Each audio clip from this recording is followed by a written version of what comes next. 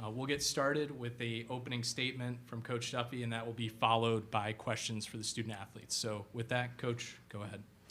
Congratulations to Ole Miss. I thought they were tremendous in that fourth quarter, just relentless on their rebounding, and obviously Madison Scott got going pretty well in those first 5 minutes that I thought was the difference in the game.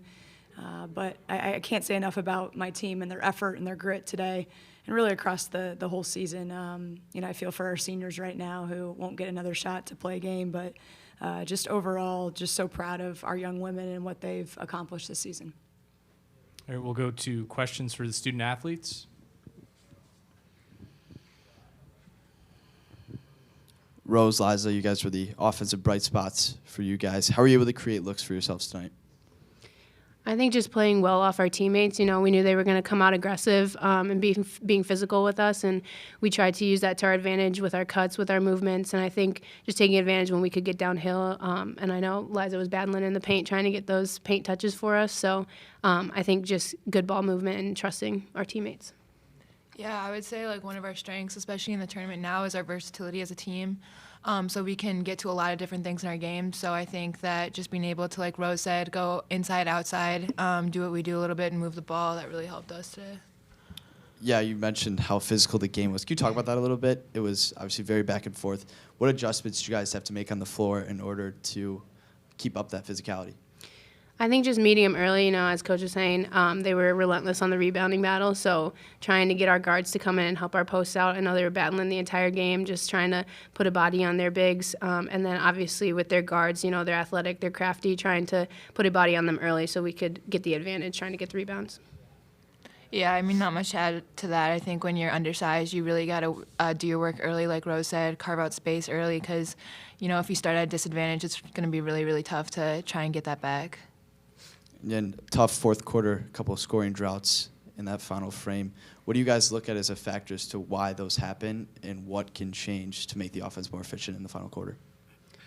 I think just trying to execute a little bit better. We had our reads, we had open looks, but I think at times we were a little rushed in our passes, and I think, that's what Ole Miss was really good at, was getting us to, be a little sped up in our offense, and just their athleticism and their length, made things that were open look not open, or, vice versa. And I think just kind of trying to stay composed, through any scoring drought that we have, of just trying to, continue to push through and execute.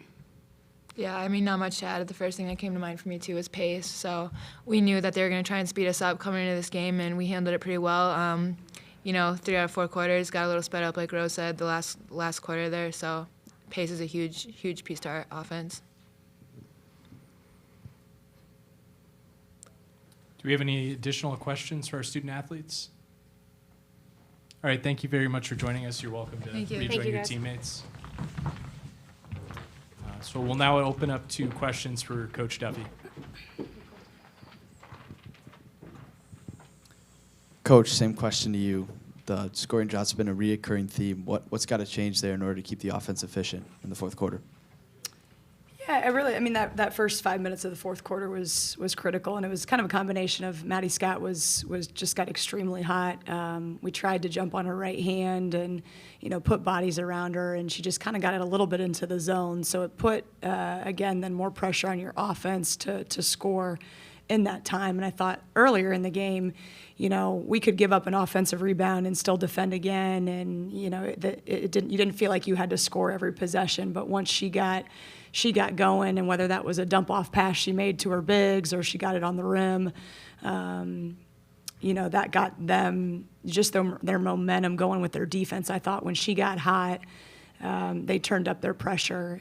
We made a few mental mistakes, I thought, in that little stretch of that beginning of that fourth quarter on just some small things, whether we missed an open teammate, we had an opportunity to score in transition and didn't execute. And, interesting enough, it became really magnified in that 5 minutes. And then obviously at the end of the game, we didn't have too many team fouls, so we had to foul to kind of get, just a couple extra possessions.